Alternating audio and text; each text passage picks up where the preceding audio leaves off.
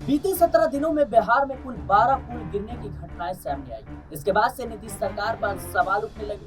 आपको बता दें, इसी कड़ी में सरकार ने अब इस पर कड़ा कदम उठाया। सरकार भी मान रही है कि छाड़ी नदी पर बनाए गए 6 पुलों के ध्वस्त होने का कारण इंजीनियरों की लापरवाही और ठेकेदारों की कोताही।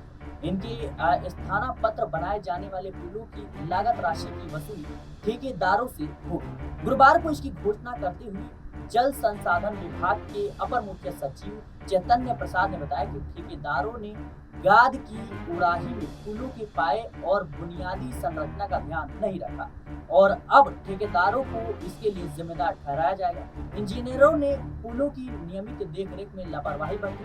विभाग का उड़नदस्ता संगठन जांच कर रहा है। 24 घंटे के भीतर यानी शुक्रवार तक जांच रिपोर्ट मिल जाएगी। उस आधार पर दोषियों के विरुद्ध कड़ी कार्रवाई तय मानी जा रही है। छाड़ी गंडकी नदी गोपालगंज, सिवान और सारण जिला से होकर बहती है और 3 से 4 जुलाई के बीच सिवान और सारण जिला में इस पर पहले से अवस्थित 6 पुलिया ध्वस्त हो गई और आवागमन को सुचारू रखने के उद्देश्य से उनके स्थान पर नए पुल पुलिया का निर्माण होगा। 1 सप्ताह के भीतर उसकी कार्य योजना बना ली जाएगी।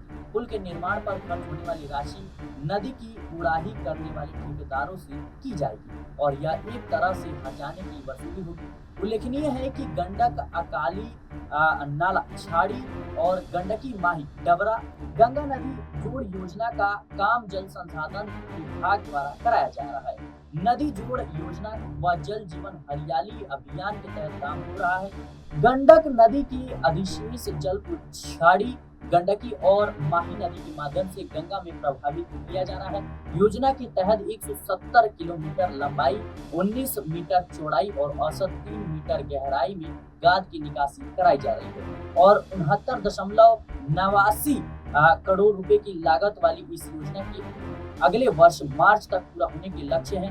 गाद की उड़ाही में पुल पुलिया की अनदेखी हुई और चैतन्य प्रसाद का ऐसा मानना है कि प्रथम दृष्टया प्रतीत हो रहा है कि इंजीनियरों द्वारा पुलों को सुरक्षित रखे जाने के एहतियात में कदम नहीं उठाए गए और सही तरीके से तकनीकी पर्यवेक्षण नहीं हुआ और तकनीकी रूप से संतुष्ट होने के बाद ही पुल पुलिया की पायों व संरचना के निकट खुदाई की जानी चाहिए, जिसका अनुपालन नहीं हुआ है और उड़नदस्ता टीम घटनास्थल पर पहुंच गई।